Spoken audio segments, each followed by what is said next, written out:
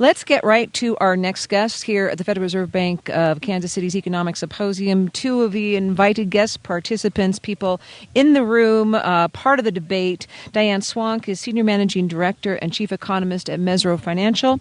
Allen Sinai is President and CEO of Decision Economics. And I welcome you both, people who have been here many times. Good to be here, Kathy. Diane, you and I were chatting, and we've talked a lot about the Fed Chairman's speech today and what it means for policy and whether or not it can work. But I think a very important issue is was even addressed by the Fed Chairman himself in his speech. The lack of consensus at the Federal Reserve right now seems to be, I don't know if it's an all-time high. We can think of the mid-'80s under Paul Volcker and the revolt, but something's going on here that is perhaps going to affect the way policy is or is not conducted. That's absolutely right. I mean, I think there's a couple things going on. One, we're in such uncharted waters, and everyone keeps looking for a roadmap in these uncharted waters that we're traversing, and there is no roadmap. And so I guess it's not so much of a surprise that there's not a strong consensus about which direction we should go. In fact, there's a lot of dissonance about which way we should go. There's some people who feel we should do absolutely nothing within the Federal Reserve. Some people think we are doing too much already, and others who believe that more needs to be done if the economy meets any of the chairman's sort of, prerequisites for doing more action, which is things like a further deceleration in price levels, in inflation, or another bad employment report, which are all very highly likely outcomes. I mean, it seems very likely to me that the sort of roadmap he laid out of what the Fed would do, that it would intervene, those things are likely to be hit. Yet there's not a lot of consensus within the Fed. And as we saw earlier in the week, the Wall Street Journal reported that, 7 members objected to the Fed's actions at their last meeting. And when you've got that much open debate, debate is not bad in and of itself, but this much transparency is adding more confusion than clarity for financial markets who already are feeling very uncertain and a lot of unease about the future. Allen? Well, this is a process, work in progress for the Federal Reserve. There's no reason to think everybody will think the same way at the same time. And so what we have seen recently is a snapshot of, in a transparent way, this is the way our Federal Reserve is, differences of opinions. With a weight of opinion, I thought a very big change for a central bank that was going to exit this year, take down the balance sheet, and going to think about raising interest rates to go to buying more Treasury securities with proceeds and keeping the balance sheet where it is. And the chairman was very careful, I think represented beautifully exactly where the Fed is and the options they have going forward. It'll be data dependent. Those who are reluctant to go to an expansion of the balance sheet will simply go with the data. And the data look, the U.S. looks like to me like it's in a growth recession, technically. Mm-hmm. That's in the ones. That means the unemployment rate is probably going to go higher if we stay that way. That means that inflation will tend to tilt lower, not up.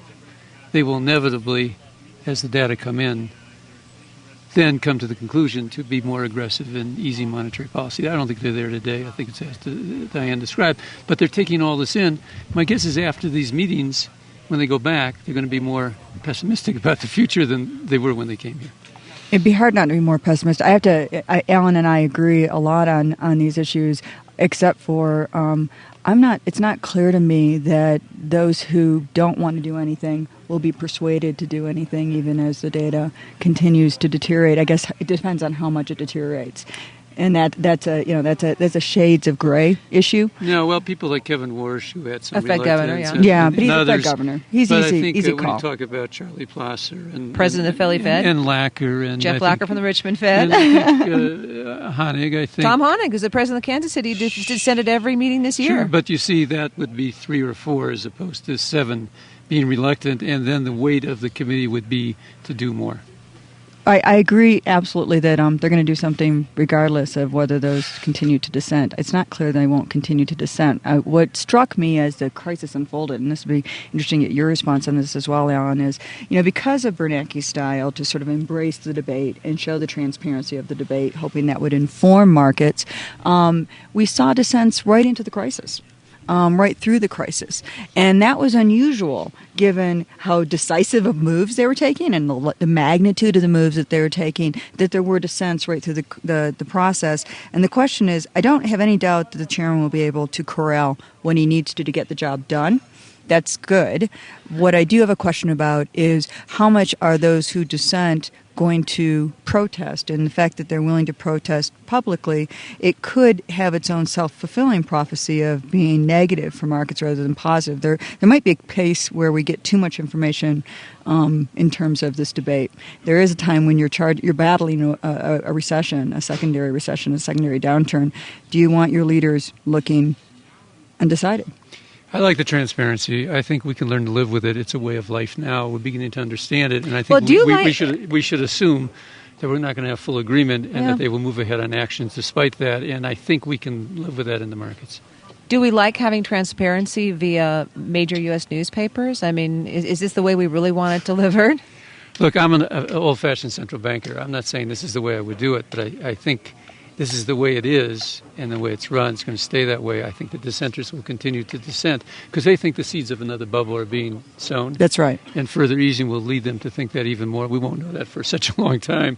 It will be all in hindsight, and even hindsight's not clear. Those who want to do something will look at the unemployment rate and look at the economy and the slack and say, even if that were to happen, it's our responsibility now to make sure we don't get into a deflation situation. Well, go ahead, Diane. Well, that gets into the larger issue, and Allen hits the nail on the head, and that is the Fed's mandate is stable inflation, and stable in a reasonable level of inflation, and full employment, trying to get us back to full employment. And both of those things suggest that we're actually looking towards further easing. There are a number of people here who say, the Fed can do all the quantitative easing it wants. It's not going to really pack much bang for the buck now. And you two both being fairly negative on the economy, worried that the economy is almost stalled out now, therefore closer to an actual downturn, seem to have a little more hope in that. Allen? I think lower interest rates always help because... But the key rate's at zero. No, but other rates go down with quantitative easing, depending on how it's done. And, for example, whatever takes Treasury rates down along the yield curve will bring down corporate rates, will bring down mortgage rates because they're tied to that. And so there is a refinancing goes on and a cutting of costs that goes on by corporations and by households. And that's very slow. The lags are very long before that shows an impact. Better to have that than not have that. And that can be done with more quantitative easing. In fact, it already happened with a little bit of quantitative easing by getting the balance sheet back and using proceeds to buy treasuries. The whole yield curve was lowered, mortgage rates came down, and we had a good deal of refinancing. Now, it's small potatoes in the big picture, but that is a way that the Federal Reserve can help. So lower interest rates, you don't see the benefits of them quickly. We won't see the benefits of them for a long, long time because there's so much in the way. Households deleveraging, credit system is clogged up. But slowly, I think one does that kind of thing, takes a chance on inflation down the road. It's sort of a hand hurt might help because corporations are sitting on lots of cash and they've been issuing bonds like crazy and rolling over debt, so they don't seem to need much money. The borrowing, how much is it going to help them? People who are refinancing usually are people who can. The people who need to refinance can't because if you don't have the credit score, if your home's underwater. So the affluent are getting more affluent with more refinancing potentially. So it doesn't really seem, that's another reason why it seemed to be a bit short-circuited. The money goes somewhere. There's a little more M&A, there's more investment overseas, it helps overseas. There's a little higher stock price maybe because their costs are lower because they refinance their balance sheets. Corporations' balance sheets are better. They might even hire a few people that they want to hire otherwise.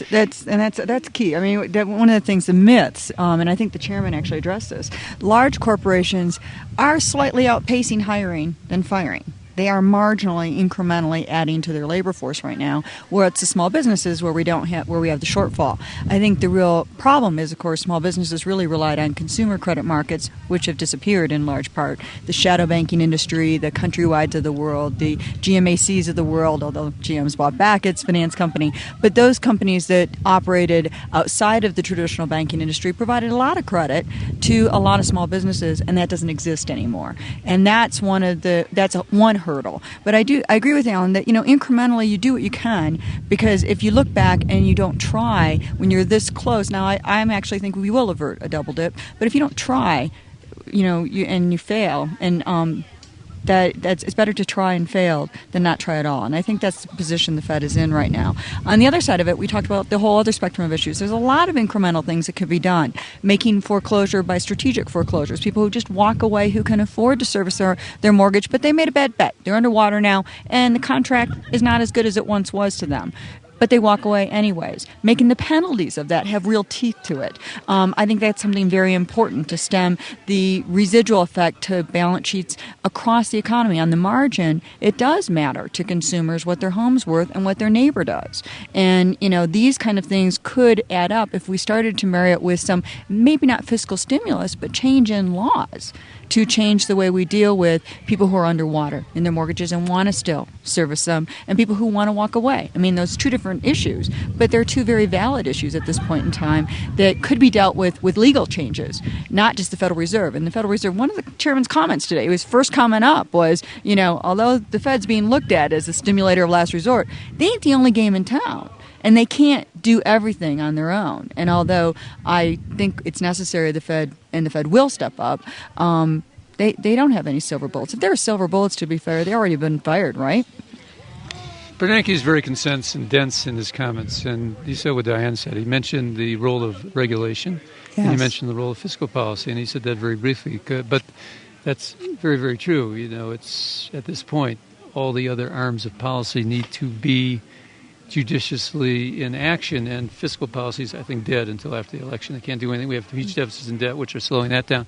There's a lot of room on regulation. Right. In fact, one of the things that the Federal Reserve could do is to tell the regulators and supervisors to lay off and not be so tough. Right.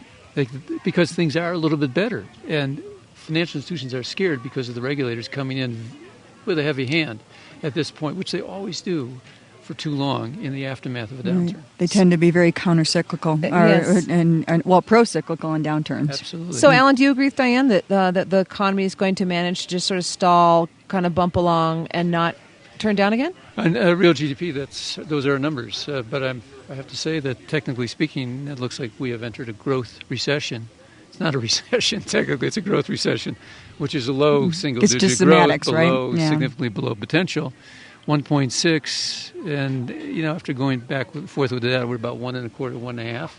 So we were lower in the third quarter until we had that downward revision, and now in the fourth quarter we're 1.8 or 1.9. That's dangerously close to dipping down, especially given all the risks that are out there to the consumer, to housing, state and local government. Okay. Well, and let's face it, the semantics are, even if I'm maybe a percent higher than him, it doesn't matter because a percent isn't enough higher on the fourth quarter, and it doesn't change the anxiety level of the U.S. consumer because even if unemployment stays at its current rate, it's too high. Okay, quick final question. If you had one piece of advice for President Obama, what would it be? I'll start with you, Alan. Politically, he should move to the center very fast. And then he can take care of policy after that. That's very, very important. The polls are very clear. He stayed too far left. The country's not there. The second thing is he should kind of say it's not working. We're going to make changes and start to make those changes, whatever they might be, including personnel. Okay, Dan, your piece of advice for the president. I have to underscore, I think Alan's exactly right. Moving to the center is critical right now, and building a consensus, building bipartisanship. Very difficult in this environment. I know it's tough, but figure out a way to get it done because it's the only way we're going to move forward. Hey, make us hopeful again, Mr. President. Indeed. Okay, well, let's leave it there. Likes to end on a note of hope, and again, at least the economy seems like it could stay afloat. Allen Sinai, Decision Economics, Diane Swonk, Mesirow Financial. There's a very interesting lunch underway. I'm going to let you both get to that now. Thank you so much. Thank you.